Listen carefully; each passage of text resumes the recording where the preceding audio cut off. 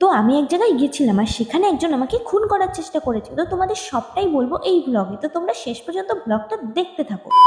হে hi everyone, কেমন আছো তোমরা? তো আজ আমি যেতে চলেছি একটা অন্নপ্রাশন বাড়ি ভালো মন্দ খেতে। তো দেখো অলরেডি আমি ড্রেস পরে নিয়েছি, তারপর আমার মনে হয়েছে চলো যাবোই যখন একটা টুকটাক গেট রেডি শুট করাই যেতে পারে। তার জন্য আমি মেকআপ করতে বসে পড়েছি, আর বাইরে যা রোদ তার জন্য তো সানস্ক্রিন অ্যাপ্লাই করতেই হবে।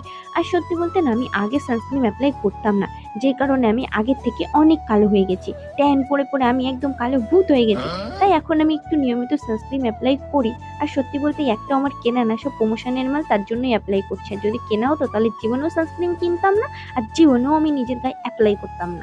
আর হ্যাঁ, তোমরা হয়তো অনেকেই জানো না আমি প্রচুর কিপটে, সেটা আজকে নিজের মুখেই বলে দিলাম, সত্যি আমি অনেক কিপটে, হি হি হি। তো দেখো কথা বলতে বলতে আমি পুরো রেডি।